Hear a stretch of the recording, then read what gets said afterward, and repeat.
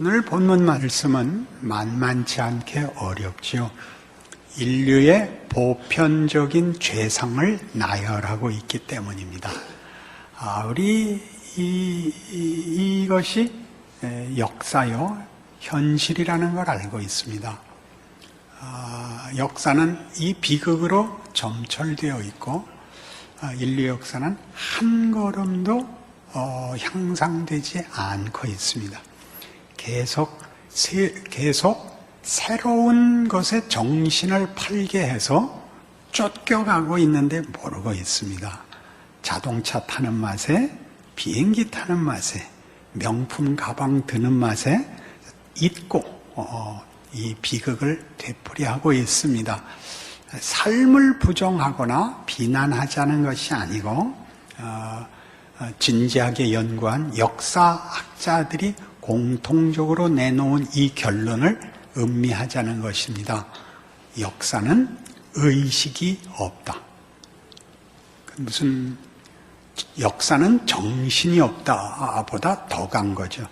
정신, 의지, 목적 말고 의식, 감각이 없습니다. 그러니까 우리가 어떤 고급한 경지에 이르면 다 인간이 하는 어떤 업적이든 운이 있어야 된다는 걸 인정합니다. 그렇죠? 정상급 고수가 되면 어떤 승부에서나, 어떤 학문적 성취에서나, 어떤 발명에서나 어떤 운이 있어야 된답니다. 거북이 등을 보고 발견한 육면체의 유기화학, 그런 어떤 뭐가 우연이라는 것이, 우연이란 말 그대로 목적을 가지지도 않고 의도하지 않았던 어떤 것에 부닥쳐 만들어낸 기적들이죠. 그러니 우연히 작용하지 않는 곳에서 우리가 만드는 것은 이런 성경이 제시하는 바와 같이 역사 내내 증언된 것 같이, 오늘날에도 있는 것 같이 불안과 공포와 혼란과 체념과 후회들로만 묶여 있습니다. 여기 있는 오늘 본문의 가장 중요한 인용들, 10절 이하에서부터 18절까지 인간이 어떤 존재인가를 성경이 굳이 이렇게 지적하지 않아도 우리의 삶 속에서 봅니다. 한눈 팔면 뒤통수 맞는다는 걸 다 알고 있습니다. 믿을 수 있는 사람은 아무도 없습니다. 그러나 모든 걸 준비하고 나갈 수는 없습니다. 그 체념과 도박과 그 자폭 속에서 하루하루를 살 수밖에 없지요. 그러니 우리 모든 믿는 자들이 늘 소원하는 것 같이 세상은 믿을 수 없으나 하나님은 믿을 수 있으니 하나님 어떻게 좀 해주십시오가 기독교 신앙의 중요한 관문이 되었습니다. 그것은 본질도 아니고 목적지도 아니고 관문이 되었죠. 그리고 오늘 본문같이 의인은 없고 하나도 없고 다 치우쳐 무익하게 되고 선을 행하는 자는 없고 목구멍은 열린 무덤이고 그 혀로는 속임을 일삼고 입술에는 독사의 독이, 그리고 그 입에는 저주와 악독이, 그 발은 피 흘리는 데 빠르고 파멸과 고생이 그 길에 있고 평강의 길을 알지 못하고 하나님을 찾지 못하는 이것을 하나님이 해결해 주셔야지. 우리에게 물으시면, 우리를 지적하시면 어떻게 하라는 말입니까? 라는 어떤 반발에 부딪히셔야 됩니다. 우리가 이럴 수밖에 없다면 그럼 하나님이 해결을 해 주셔야지. 여기 길이 있다고 얘기를 하셔야지. 이루 멀면 어쩌라고요? 이 질문을 제대로 하지 않으면 성경을 읽을 수가 없습니다. 누구나 성경을 읽을 때에는 답이 없어서, 무슨 방법이 없어서 마지막 희망으로 성경을 여는 것입니다. 그러면 누구나 처음부터 읽지요. 창세기지요. 창세기를 읽으면 우리가 감동할 만한 얘기가 없습니다. 정신이 하나도 없는 얘기가 나옵니다. 아주 중요한 얘기가 그저 단 한 절에 불과합니다. 태초에 하나님이 천지를 창조하시니라. 만들고 인간도 만들었다. 인간이 타락했다. 거짓말하고 저주받았다. 그 아들들이 하나가 하나를 죽였다. 그런 이야기들로 노아 홍수라는 대로 전멸하는 것이 시작이지요. 무슨 위로와 무슨 답을 찾으시겠습니까? 그 동일한 경험, 동일한 현실 속에서 찾아간 하나님이 다시 무서운 얘기를 하고 있다면 그게 무슨 희망이 있겠습니까? 하나님은 도대체 왜 그러시는 걸까요? 성경에 중요한 가르침이 있습니다.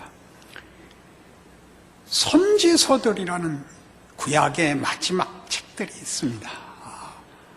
이사야로부터 시작하여 말라기로 끝나는 여러 선지자 이야기가 있는데 그 선지자들의 활동 시기는 대략 기원전 8세기에서 7세기 어간에 활동했습니다.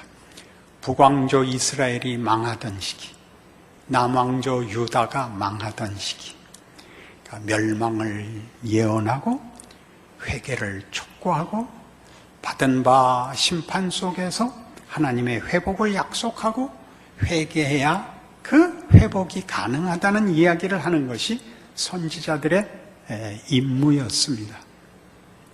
가장 독특한 임무는 아마 예레미야가 졌을 겁니다. 예레미야는 너희는 망하게 되었다. 이것은 정치적, 군사적 패배가 아니라 하나님의 심판이다. 그러니 달게 받으라. 그게 그의 사역이었습니다. 그러니 누가 좋아했겠습니까? 모든 백성들이 예레미야를 미워했죠. 우리가 믿는 하나님이 이스라엘을 포기한단 말이냐? 그의 크신 이름의 영광을 포기한단 말이냐?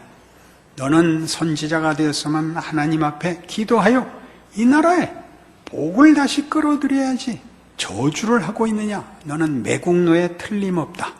라는 배척을 받아 정확한 자료는 안 남아있지만 그는 아마 빈 통나무 속에 넣고 톱으로 켜서 죽임을 받았다. 그렇게 알고 있습니다.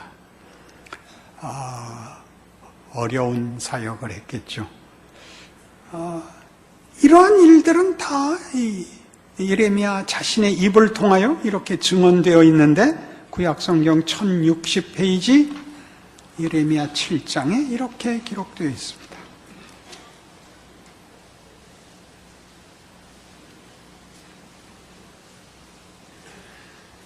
예레미야 7장 1절부터 제가 봅니다. 여호와께로부터 예레미야에게 말씀이 임하니라. 이르시되 너는 여호와의 진문에 서서 이 말을 선포하여 이르기를 여호와께 예배하러 이 문으로 들어가는 유다 사람들아 여호와의 말씀을 들으라. 만군의 여호와 이스라엘의 하나님께서 이와 같이 말씀하시되 너희 길과 행위를 바르게 하라. 그리하면 내가 너희로 이곳에 살게 하리라.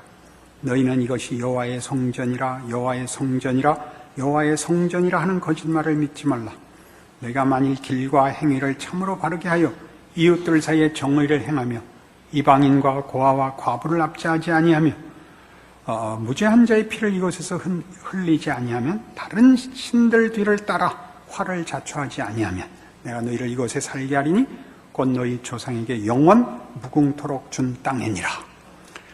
회개하랍니다. 무엇으로 거짓말을 하지 말라? 성전을 짓고 제사를 드리는 것으로 거짓말을 하지 말라. 정당한 정의를 시행하라. 이웃 앞에 공의를 행하라. 이렇게 되어 있습니다.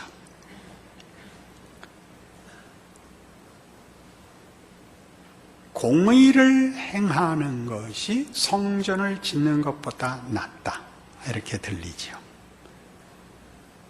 성전을 지은 것이 하나님과의 관계의 정상화를 상징하는 것이라면 공의를 행하는 열매는 당연히 나타나는 증상이다. 그렇게 얘기하는 것입니다.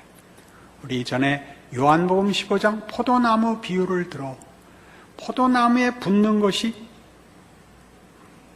제한이냐 제가 이렇게 물었습니다. 포도나무 가지가 포도나무에 붙는 것이 속박이냐? 아니죠. 그러면 거기에 맺히는 열매는 줄기에 붙어있는 현상입니다. 결과이기보다도 줄기에 가지가 붙어있는 증상, 현상이 뭐냐? 열매가 달리죠. 하나님과의 관계가 정상화되어 있으면 이웃과의 사랑이라는 것이 그 증상으로 나타난다 이 뜻입니다. 너희가 이 증상이 나타나지 않으면, 이 열매가 나타나지 않으면 너희가 성전을 세우고 제사를 지내는 것으로 너희 할 책임을 다했다라고 거짓말할 수 없다 이야기입니다. 이걸 오늘 본문에서는 뭐라고 얘기하냐면 율법을 들어서 얘기하고 있습니다. 율법의 가치가 뭐냐? 율법은 하나님의 공정함을 드러낸 하나님의 공의로우심의 한 증거였다. 하나님은 도덕성이 있는 분이요, 질서가 있는 분이라는 뜻이었다.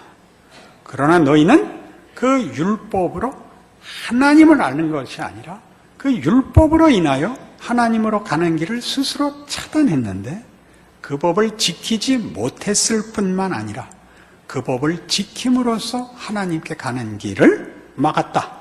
어떻게? 나는 법을 지켰다가 됐단 말이에요. 나는 법을 지켰다. 학교 다닐 때 얘기를 여러 번 비유로 말씀드렸습니다. 밤을 새워서 공부한다라는 뜻을 아시죠?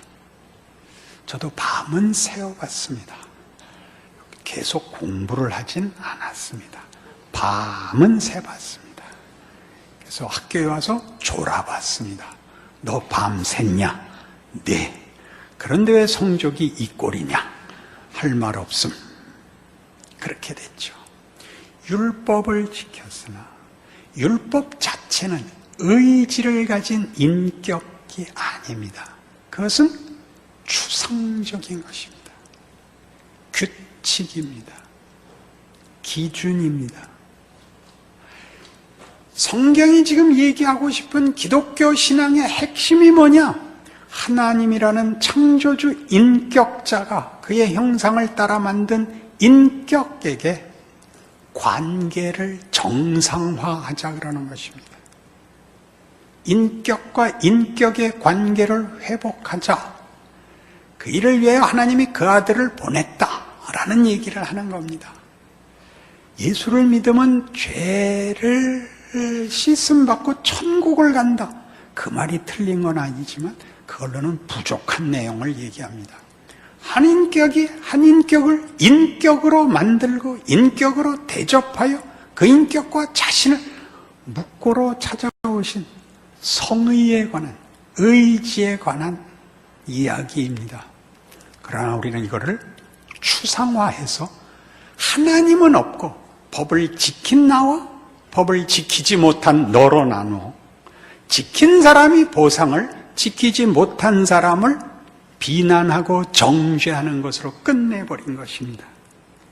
그리하여 정작 찾아야 할 하나님은 찾지 못하고 정의니 평화니 사랑이니 하는 말은 무성하되 우리는 무서운 현실을 한 번도 개선해 보지 못하고 인류 역사가 여기까지 반복적으로 비참하고 비극적인 삶을 살고 있는 것입니다. 얼마나 많은 사람들이 정의와 평화와 법을, 모두의 행복을 추구하면서 서로를 죽였던가요? 인류 역사상 가장 참혹한 일은, 가장 나쁜 범죄, 부도덕한 부패된 정권에서 일어난 것보다 이상을 추구하는 정부에서 일어난 것이 더 컸다는 사실을 알아야 됩니다. 캄보디아의 폴포트 정권입니다. 인간을 기계공학적으로 재단을 해버렸죠. 그러자 당연한 인간성, 용서, 윤리가 사라졌습니다. 눈에 아무런 인격성도 인간성도 없이 법을 집행했죠. 이상을 조작했죠. 그게 성경이 하고 싶어하는 이야기입니다. 너희의 삶에 다른 거 다 그만두고 이렇게 쩔쩔매고 살아야 하는 이유가 무엇인지를 봐라. 그걸 모으는 것입니다. 예레미야가 하는 이 지적과 같이 하나님과의 관계가 회복되지 않고 공법이 시행되거나 정의가 창출될 수 없다. 너희가 알지 않느냐. 모든 싸움은 도덕적 부패가 아니라 그거는 다만 우리 다시 추상명사로 돌아가는 것입니다. 이기심 때문에 일어나는 것입니다. 내 만족을 채우기 위하여 이웃을 잡을 수밖에 없는, 이웃을 해할 수밖에 없는 이기심, 그 욕심과 그 거짓, 그리고 그 두려움 때문입니다. 무섭지요.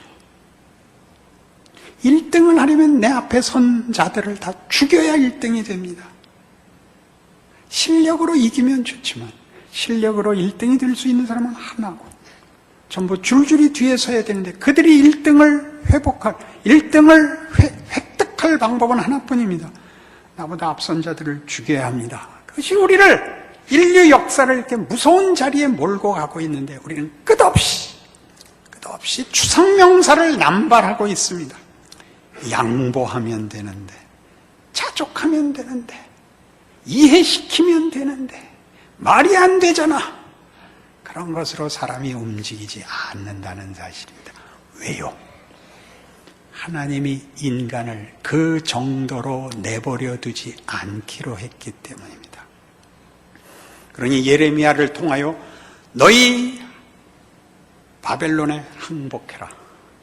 이것이 하나님의 심판이다. 그 심판을 감수하라. 라고 얘기하자 기절들을 해버렸죠. 여러분의 삶을 여러분들이 하나님 없이 사는 세상이 무엇인가를 감수하는 마음으로 살지 않으면 여러분의 기독교 인생의 답을 찾을 다른 방법은 없습니다.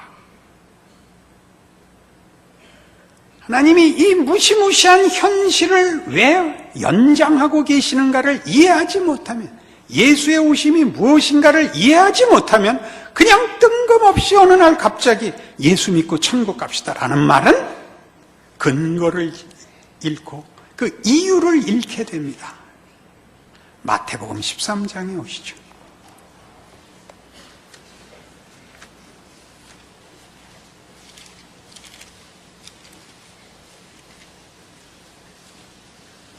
신약 성경 첫 번째 책 마태복음 13장 10절입니다. 예수님께서 천국을 가르치십니다. 비유로 말씀하십니다. 첫 번째 비유가 씨 뿌리는 비유입니다. 10절 제자들이 예수께 나와 이르되 어찌하여 그들에게 비유로 말씀하시나이까? 대답하여 이르시되 천국의 비밀을 아는 것이 너희에게는 허락되었으나 그들에게는 아니 되었나니 무릇 있는 자는 받아 넉넉하게 되되 없는 자는 그 있는 것도 빼앗기리라. 그러므로 내가 그들에게 비유로 말하는 것은 그들이 보아도 보지 못하며 들어도 듣지 못하여 깨닫지 못함이니라. 이사야 예언이 그들에게 이루어졌으니 일렀으되 너희가 듣기는 들어도 깨닫지 못할 것이요 보기는 보아도 알지 못하리라. 이 백성들의 마음이 완악하여져서 그 귀는 듣기에 둔하고 눈은 감았으니 이는 눈으로 보고 귀로 듣고 마음으로 깨달아 돌이켜 내게 고침을 받을까 두려워함이라. 이사야 선지자의 말씀을 인용하여 천국을 비유로 말씀하여 모두로 알아듣지 못하게 하신다는 말씀에 대하여 설명하는 부분입니다. 알아듣지 못하게 하기 위해서 말을 해야 된다는 게 무슨 말일까요? 그럼 말씀을 하지 마시든가 했으면 알아듣게 하시든가 알아듣지 못하게 하려고 말씀을 하셨답니다. 이게 성경이 지적하고 싶은 어떤 중요한 사실에 대한 성경적 표현입니다. 예레미야의 얘기와 같죠. 이것은 하나님의 심판이니 순종하라 하는 얘기죠. 이사야는 이렇게 소명을 받습니다. 이사야 6장에서 하나님을 만납니다. 누가 우리를 위하여 갈고 하는 하나님의 탄식에 답합니다. 주여 나를 보내소서. 내가 여기 있나이다. 가라. 고맙다. 가라. 그러나 네가 가서 말해도 못 알아들을 것이다. 가라. 그게 무슨 뜻일까요? 못 알아들을 것이다. 가라가 뭘까요? 예수님의 오심이 그렇잖아요. 그가 누군지 우리는 몰랐습니다. 이사야 53장이죠. 우리의 전한 것을 누가 믿었느냐? 여호와의 팔이 네게 나타났느냐? 그는 마른 땅에서 나온 줄기 같고 고운 모양도 풍채도 없은즉 우리의 보기에 흠모할 만한 아무것도 없었노라. 예수가 그렇게 오십니다. 못 알아보게 오십니다. 우리의 인생이 그렇죠. 예수 믿는 게 뭔지 나도 모르겠습니다. 스스로가 그렇지 않습니까? 이거 왜 믿는지 우리가 모르죠. 안 믿을 수는 없는데 믿어도 모를 바로 그것. 그게 뭘까요? 우리가 기대하고 이해하는 것보다 높은 하나님의 목적, 뜻, 포기하시지 않는 하나님의 의지가 거기 교차되는 것입니다. 너희들이 기대하는 것 정도로 내가 만족하지 않는다. 그냥 내버려 둘 수 없다. 나는 너희를 내 영광을 위하여 창조했고 그것을 난 포기하지 않는다. 우리가 요청하지도 이해하지도 못하는 때 하나님은 그의 일을 하고 계신다는 거죠. 그러니 여러분이 납득하지 못하는 여러분의 지금의 지위, 형편, 그 하나님이 일하시는 거라고 성경이 얘기하는 겁니다. 너희가 보기는 보아도 깨닫지 못하고 듣기는 들어도 알지 못한다. 그거를 적용하시라고요. 저도 제가 답답해서 그래요. 하나님이 저렇게 딱 째려보면 확 빛이 나고 기도하면 병이 탁 나고 그러면 서로 얼마나 좋아요. 그걸로는 못 오는 자리다 그러시는 거예요. 그거 너희가 해결해 달래는 것보다 큰 해결, 더 큰 자리에 가기 위해서 나는 타협하지 않는다. 너희가 만들면 어디까지밖에 올 수 없는가를 봐라. 그게 역사입니다. 역사, 현실, 우리의 실존들입니다. 우리의 기대와 얼마나 다릅니까? 믿으면 다 해결이 될 것 같은 그 감격으로 시작을 다 했는데 실제로는 그렇지 않습니다. 아무것도 된 건 없고 짐만 하나 더 늘었습니다. 싸우다가 상대방이 마지막에 너 예수 믿는다며? 그러면 할 말이 없는 짐만 졌지 얻은 것은 없어 보입니다.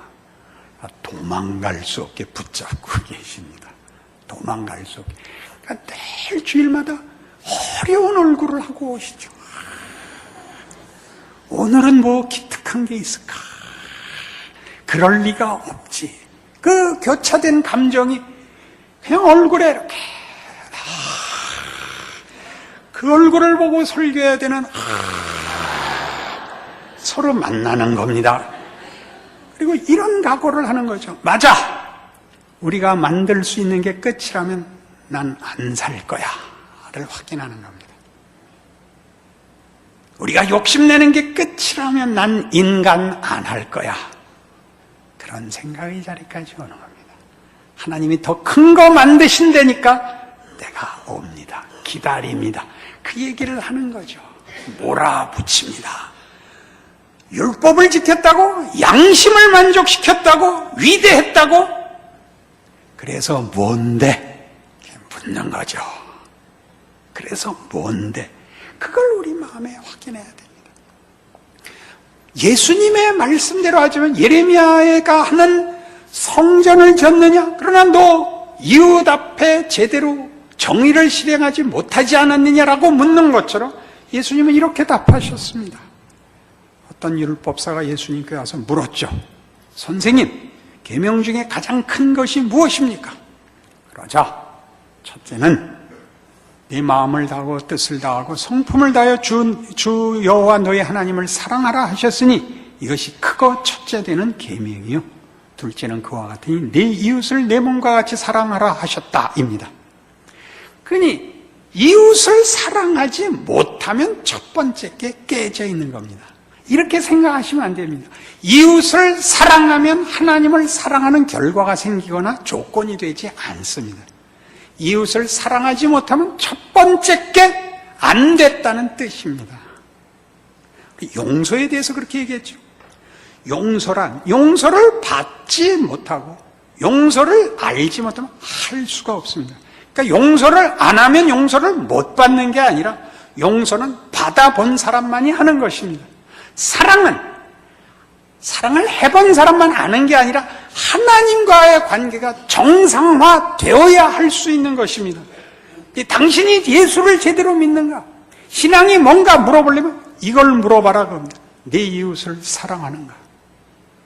그것이 우리 모든 비극이죠. 사랑을 하면요 억울하지 않습니다. 아시죠? 사랑을 하면 억울하지 않습니다. 하나님은 억울하지 않으십니다. 그 사실을 믿으십니까? 예수를 믿는다는 말이 무슨 말인지 알고 계십니까? 하나님은 억울하신 일을 하셨습니다. 우리와 타협하지 않으셨고, 우리 모를 때 그 아들을 보내서 그는 비참하고 오해되고 고통과 수모 속에 죽어서 이제껏 인류 역사에 왜곡되고 있습니다. 세상은 심심하면 기독교를 욕합니다. 예수를 비난하고. 우리가 뭘 잘못했다고요? 우리만이 보복을 하지 않기 때문입니다. 그러니 여러분의 신앙에 대해서 여러분이 물으셔야 합니다. 여러분이 예수를 믿는다고 하는 말이 무슨 뜻인지, 예수가 하나님의 뜻과 방법에서 어떻게 기가 막힌지를 아셔야 됩니다. 그러지 않으면 우리의 신앙은 힘을 가질 수가 없습니다. 하나님이 누구시고 무엇을 하시고 그분에게 내가 누구인가를 알지 못하고는 우리는 힘을 낼 수가 없습니다. 그렇지 않으면 다만 비명밖에 있을 수가 없습니다. 이게 성경이 하고 싶은 이야기입니다. 여러분의 현실을 보이는 세상에서의 왜곡을, 감추임을, 억울함을 예수께서 기꺼이 오셨던 것으로 해석할 수 없으면 어떻게 하루인들 견딜 수가 있겠습니까? 그렇지 않습니까? 그러니 누구에게 떠밀어 당신이 대신 답을 달라고 얘기해서는 안 되는 거죠. 왜 정치가, 왜 교육이, 왜 교회가 그러지 마시고 여러분 각자가 답을 얻으셔야 됩니다. 어떤 제도, 어떤 명분에 여러분을 또 넘겨서 보험을 탈 수가 없습니다. 기계적 장치로 넘어갈 수가 없습니다. 각각이 위대해져야 되기 때문입니다. 각각이 하나님과 그 사랑을 나눠야 하기 때문입니다. 귀중한 가치와 명예를 아셔야 하기 때문입니다. 단체로 넘어가고 제도로 넘어가고 법으로 넘어가고 수단으로 넘어갈 수 없습니다. 하나의 정성, 하나의 업적, 하나의 사건, 하나의 인물로 넘어가지 않습니다. 여러분, 전 인격과 전 생애로 만들어내는, 전 운명으로 확보되는 하나님의 영광입니다. 그러니 다시 한번 얘기하죠. 고린도후서 5장을 제가 한 줄로 요약했습니다. 그러므로 나의 사랑하는 형제들아, 내가 주의 두려우심을 알므로 너희를 권하노니 너희는 하나님과 화목하라. 제가 덧붙입니다. 그것은 우리의 자랑이고 영광이며 명예이며 책임입니다. 기도하십시다. 하나님 아버지 은혜를 감사합니다. 우리의 삶을 세상의 시험 앞에 져서 자기 소나귀에 쥐려고 하는 자리에서 벗어나 하나님이 우리에게 무엇을 이루시는가를 아는 자리로 인도하여 주시옵소서. 신자된 인생의 명예를 알게 하시고 영광을 알게 하사 누구를 위해서가 아니라 우리 자신을 위하여 하나님의 사람으로 만족하는 복을 주옵소서.